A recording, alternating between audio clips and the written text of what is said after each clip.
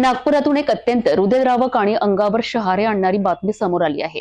Hudkeshwar police स्टेशनच्या हद्दीतील नरसाळा परिसरात अज्ञात जंगली प्राण्याच्या हल्ल्यात अवघ्या 6 ते 8 महिन्यांच्या चिमुकलीचा दुर्दैवी मृत्यू झाला आहे। मध्यरात्री आईच्या कुशीतून बाळाला उचलून नेण्यात आल्याची ही घटना असून संपूर्ण परिसरात भीतीचे वातावरण पसरले आहे। ही धक्कादायक घटना नागपूर शहरातील हुडकेश्वर पोलीस स्टेशनच्या हद्दीत येणाऱ्या नरसाळा परिसरात घडली आहे। स्मशानभूमीजवळील झोपडपट्टीत राहणाऱ्या अनुष्का रवी मेळा या अवघ्या 6 ते 8 महिन्यांच्या चिमुकलीचा अज्ञात जंगली प्राण्यांच्या हल्ल्यात मृत्यू झालाय। मृत अनुष्काचे कुटुंब मूळचे मध्य प्रदेशातील सेलमिया गावचे रहिवासी असून रोजगारासाठी नागपुरात आले होते। हे कुटुंब नरसाळा परिसरातील झोपडपट्टीत वास्तव्यास होते। मिळालेल्या प्राथमिक माहितीनुसार मध्यरात्री सुमारे 2 वाजताच्या सुमारास अनुष्का ही आपल्या आईच्या कुशीत झोपलेली असताना अज्ञात जंगली प्राण्याने तिला उचलून नेले।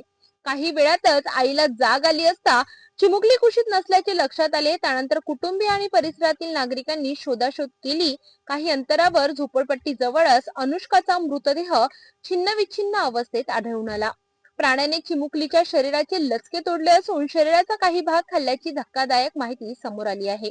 परिसरात प्रचंड अंधार असल्याने हा हल्ला झाल्याची शक्यता पोलिसांकडून वर्तवण्यात येत आहे।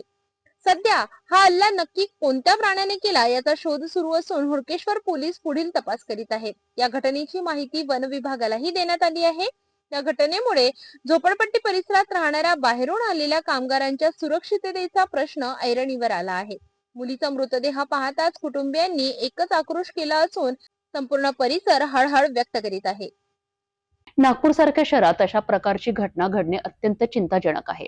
या प्रकरणात वन विभाग आणि पोलीस प्रशासनाने तातडीने उपाययोजना करून नागरिकांच्या सुरक्षेची हमी देणे आवश्यक आहे।